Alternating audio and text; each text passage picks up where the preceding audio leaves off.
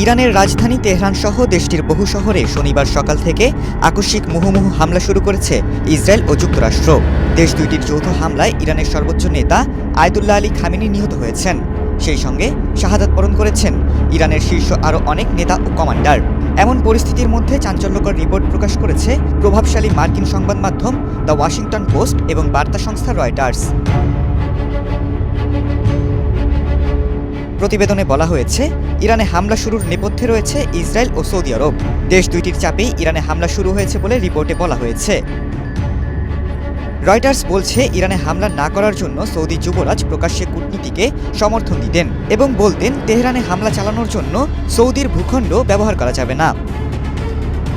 কিন্তু মার্কিন president Donald ট্রাম্পের সাথে কথা বলার সময় ইরানে হামলা নিয়ে ভিন্ন কথা বলতেন সৌদি যুবরাজ। তিনি ট্রাম্পকে সতর্ক করতেন, ইরানে হামলা চালাতে যুক্তরাষ্ট্র পদক্ষেপ না নিলে পরিণতি খারাপ হবে।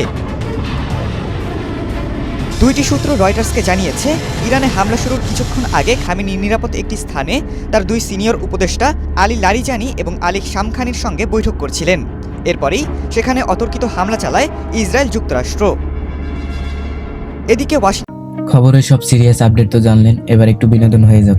ঘুরে আসুন আমাদের চরবিজয় গ্রুপ চ্যানেল থেকে। এই ভিডিওর ডেসক্রিপশন বক্সে আমাদের চ্যানেলের লিংক আছে, এক ক্লিকে গিয়ে দেখে আসুন। ওয়াশিংটন পোস্ট তেহরানে হামলা ইস্যুতে সৌদি ও ইসরায়েলের একই অবস্থানের জন্য তাদেরকে মধ্যপ্রাচ্যের অস্বাভাবিক মার্কিন মিত্র ঝুঁকি হিসেবে উল্লেখ করেছে। রিপোর্টে বলেছে, দেশ দুইটির এই যৌথ প্রচেষ্টা ট্রাম্পকে ইরানের সর্বোচ্চ নেতা খামেনিকে ক্ষমতা থেকে উৎখাতের জন্য অভিযান চালাতে উদ্বুদ্ধ করেছে। রিপোর্টে আরও বলা হয়েছে, ইসরায়েল সৌদির চাপেই ট্রাম্প ইরানে হামলা শুরু করেছে। ইরানে হামলা শুরু করার জন্য ট্রাম্পের সঙ্গে একাধিকবার কথা বলেছেন সৌদি যুবরাজ, অথচ প্রকাশ্যে তিনি ভিন্ন কথা বলতেন। যুবরাজ সালমান ইরানের প্রেসিডেন্ট মাসুদ পেজেশকিয়ানকে বলেছিলেন, তেহরানে হামলার জন্য সৌদি আরব তার আকাশসীমা বা ভূখণ্ড ব্যবহার করতে দেবে না।